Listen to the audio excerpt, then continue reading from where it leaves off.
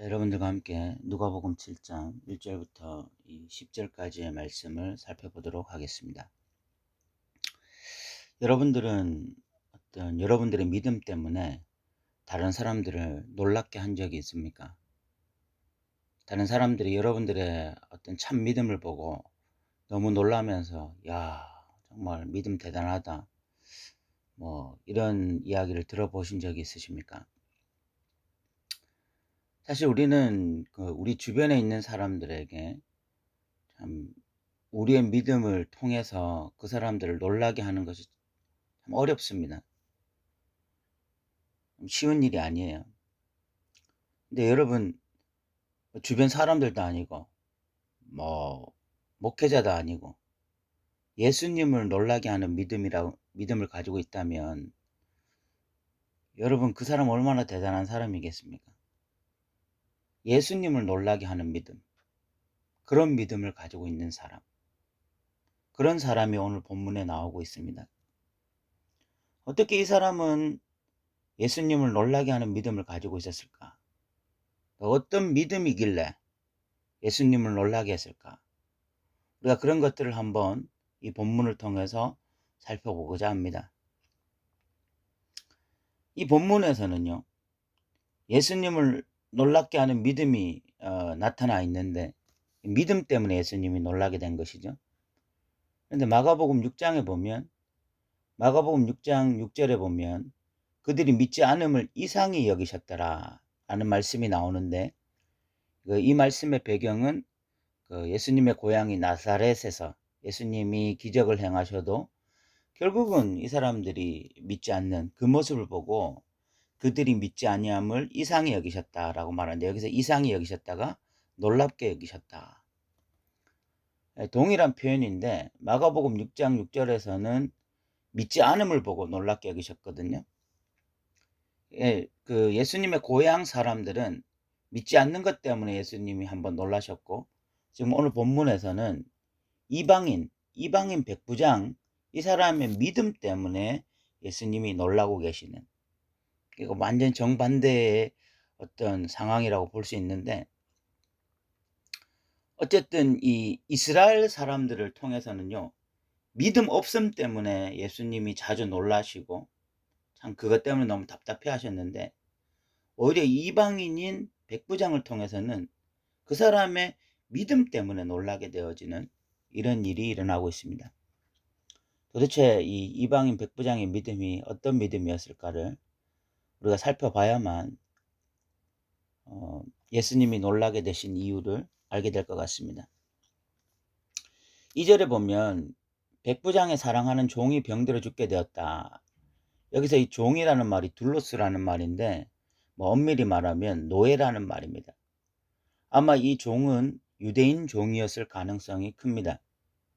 지금 이 백부장은 유대인들과 지금 긴밀하게 어떤 관계를 맺고 있던 사람으로서 이 둘로스 노예라는 사람은 유대인이었을 가능성이 큰데, 그런데 백부장이 굉장히 사랑했다라고 하는 거죠. 이 사람의 어떤 인품을 좀 알 수 있는 것이, 노예라고 해서 함부로 대하고 이런 것이 아니라 굉장히 친구처럼 인격적으로 정말 사랑하고 아끼던 그런 사람이었던 것으로 보이고, 그래서 예수님의 소문을 듣고 이 백부장이 유대인의 장로 몇 사람을 예수님께 보내서 그 종을 좀 구해 주시기를 간청합니다. 그때 장로들이 와서 이 백부장의 종을 좀 고쳐달라고 예수님께 간청합니다. 그렇게 하면서 이 장로들이 말하기를 그가 우리 민족을 사랑하고 또한 우리를 위하여 회당을 지었나이다, 이렇게 고백을 합니다. 보통 유대인 이 장로들과 백부장은 상극이었습니다. 유대인들은 민족성이 굉장히 강하고, 또 그 당시에 로마 나라가 자신들을 통치하고 있었기 때문에 로마 나라와 관련되어 있는 사람들을 굉장히 경멸했습니다. 대표적인 사람들이 세리들이죠. 세리들이 로마 나라에 빌붙어서 결국은 같은 동족이면서 자기들의 세금을 찰취해가는 이런 세리들을 굉장히 경멸했거든요. 그런데 이런 장로들이 지금 이 백부장이 굉장히 호의적이라고 하는 것은, 백부장이 얼마나 이 유대인들과 친밀한 관계를 맺는 그런 인격적인 사람이었는지를 알 수가 있는 거죠. 지금 장로들의 말을 통해서도 우리 민족을 사랑했다, 그리고 회당을 지어 주었다, 뭐 이런 모습. 백부장의 지금까지 모습을 보니까 종도 굉장히 사랑하고 또 유대인들도 사랑하고 그래서 회당도 지어 주고 참 인격적으로 봐도 굉장히 훌륭한 사람이다. 그러나 뭐 이런 인격적인 모습 때문에 예수님이 믿음을 칭찬한 것은 아닙니다. 결국 예수님이 믿음을 칭찬하신 이유는 어떤 이런 6절부터의 내용이라고 보시면 되겠습니다. 예수님께서 이제 그래서 백부장의 집으로 가고 계신데, 백부장이 또 벗들을 보내서 무엇이라고 이야기하는가 하면, 주여 수고하시지 마옵소서. 내 집에 들어오심을 나는 감당하지 못하겠나이다. 그러므로 내가 주께 나가기도 감당하지 못할 줄을 알았나이다 라고 말을 합니다. 이 말의 의미가 정확하게 무엇인가 하면, 뭐 이것이 공동 번역이나 우리말 성경에 보면 좀 더 이해하기가 쉽습니다. 공동 번역에 보면 이렇게 기록되어 있습니다. 주님 수고롭게 오실 것까지 없습니다. 저는 주님을 제 집에 모실 만한 사람이 못되며 감히 주님을 나가 뵐 생각을 못하고 있습니다. 이 사람이 지금 예수님을 자기 집에 모셔드리지 못하는 이유는 예수님이 유대인이고 자기가 로마인이기 때문에 그 상황에 대한 불편함 때문에 지금 이런 말을 하는 것이 아닙니다. 오히려 자기의 집이 예수님을 모시기에는 너무 부족하고 초라하다고 생각한 것입니다. 그런데 실질적으로 예수님은 머리 들 곳조차 없는, 그냥 인간적인 눈으로 보면은 그냥 노숙자입니다. 노숙자. 물론 사람들이 따라다니고 사람들에게 뭐 칭찬을 받는 그런 사람일 수는 있지만, 그러나 백부장의 눈으로, 이 사람이 아니라 다른 백부장의 눈으로 보면 예수님은 노숙자에 불과하고, 그리고 자기들이 통치하고 있는 식민지에 그냥 훌륭한 선생 정도에 불과합니다. 자기는 백부장이잖아요. 백부장이라는 것은 어마어마한 권력을 가지고 있는 사람입니다. 그 당시에는 그냥 군인이어도 굉장히 권력을 가지고 있었고 남의 것을 착취할 수 있었거든요. 근데 백부장이면 엄청난 위치인 거죠. 그런데도 자기가 생각했을 때에 예수님을 모시기에는 우리 집이 너무 부족하다. 그럼 내가 예수님 앞에 나아가 보기에도 나는 너무 부족한 사람이다. 그래 감히 예수님 앞에 설 수 없다. 이런 생각을 하고 있었으니까. 이런 생각은요, 그 당시 유대인들과는 완전히 다른 생각입니다. 예수님에 대해서 예수님을 전혀 다르게 생각하고 있는 거예요. 그 당시 유대인들은 뭐 예수님 없이 여기는 거 너무 쉽게 생각하고 예수님께 대항하고 심지어 예수님을 뭐 죽이려고 하고 뭐 이런 것들이 유대인들의 어떤 모습이었다면, 지금 이 백부장은 예수님을 너무너무 귀하게 생각하고 있는 것입니다. 예수님을 예수님답게 생각하고 있는 것입니다. 예수님을 예수님에 걸맞게 대우하고 있는 것입니다. 오늘날 어떨까요? 오늘날 저는 이 모습을 보면서 정말 우리는 유대인들에 가까울까 아니면 이 백부장에 가까울까 이런 생각을 하게 됩니다. 예배 드릴 때 보면은 정말 속된 말로 해서 뭐 예배가 너무 성의가 없어요. 말라기에 뭐 저는 거 병든 거 눈먼 거 하나님 앞에 드리면서 그때 하나님이 총독에게 바쳐봐라. 총독에게도 안 할 행동을 하나님께 하냐. 그러니까 그런 말씀을 하신 적이 있는데, 오늘날 기독교인들이 예수님에 대해서 이런 애틋한 마음을 가지고 있을까요? 백부장과 같이 정말 예수님 내 집에 모시기에는, 내 마음에 모시기에는 제가 너무너무 부족한 사람입니다.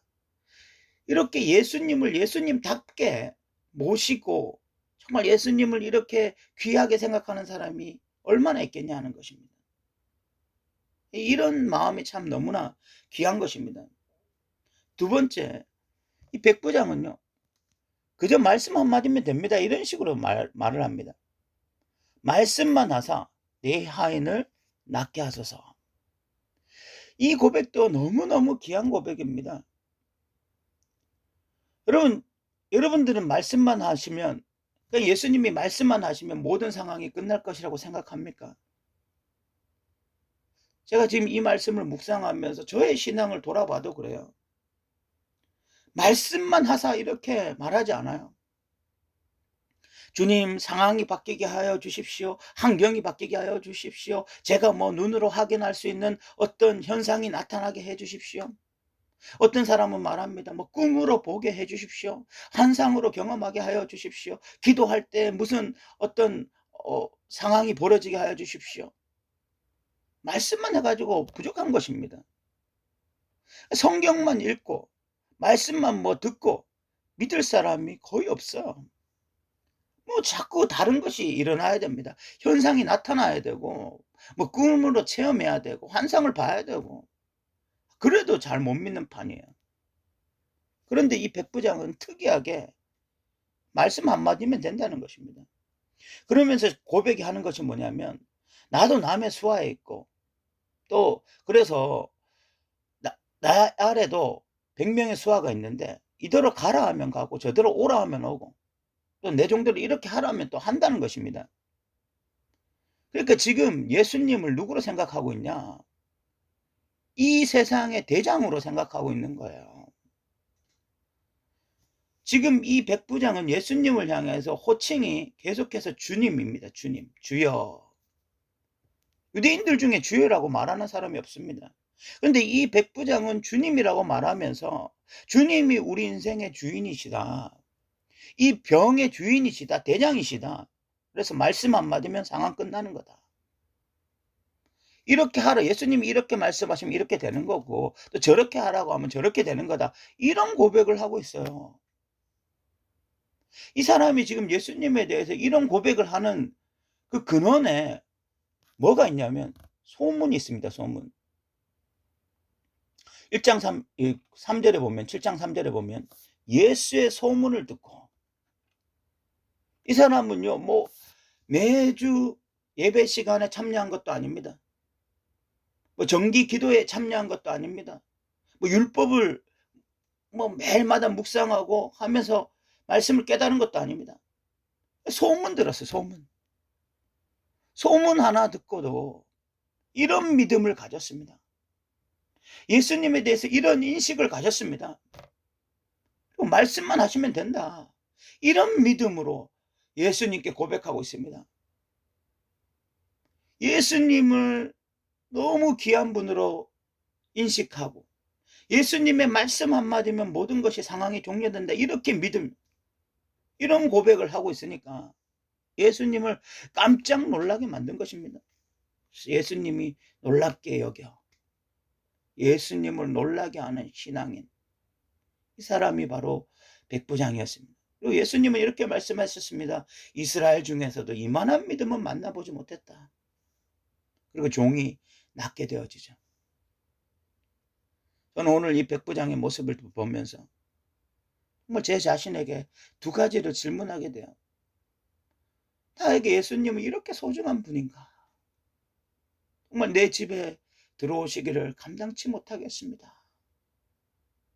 나는 정말 예수님을 예수님답게 대접하고 있는가? 이런 생각이 하나 들고, 또 하나가, 나는 정말 주님이 말씀 한마디면 모든 상황이 해결될 거라고 믿고 있는가? 정말 아닌 것 같아요. 여전히 저에게는 환경이 중요하고 상황이 중요하고 사람들의 반응이 중요하고, 그리고 또 제 마음이 중요하고, 말씀이 중요한 것이 아니라, 말씀 한마디만 하시면 되는 것이 아니라 자꾸 주님한테 어떤 것, 다른 것, 상황을 변화시켜 주십시오. 환경 변화시켜 주십시오. 제 마음도 변화시켜 주십시오. 다른 사람들의 마음도 변화시켜 주십시오. 요구하는 게 너무너무 많아요. 저만 그런 게 아니에요. 기도 많이 하는 사람은 기도할 때 환상 보게 해 주십시오. 또 어떤 사람들은 꿈으로 보게 해 주십시오. 어떤 사람은 무슨 기적적인 상황이 일어나게 해 주십시오. 요구하는 게 너무너무 많습니다. 그렇게 요구하는 것이 많은데 정작 그런 상황이 일어나도 그래도 예수님을 온전히 믿지 못하고 예수님을 주님으로 고백하고 주님이 이제 이렇게 말씀하시면 될 거라고 확신하지 못하는 사람들이 너무너무 많이 있는 것 같습니다. 예수님을 놀라게 하는 믿음, 이것이 백부장의 믿음이었는데 우리도 우리 인생을 살면서 그래도 예수님을 한두 번이라도 좀 놀라게 하는 믿음을 가지고 있어야 되지 않겠습니까? 참 부족하지만 연약하지만 예수님을 정말 귀하게 한번 여겨보고 그리고 예수님 말씀만 하십시오. 내가 예수님의 말씀 따르겠습니다. 이렇게 신앙 고백할 수 있는 저와 여러분 되시기 바랍니다. 들어주셔서 감사합니다.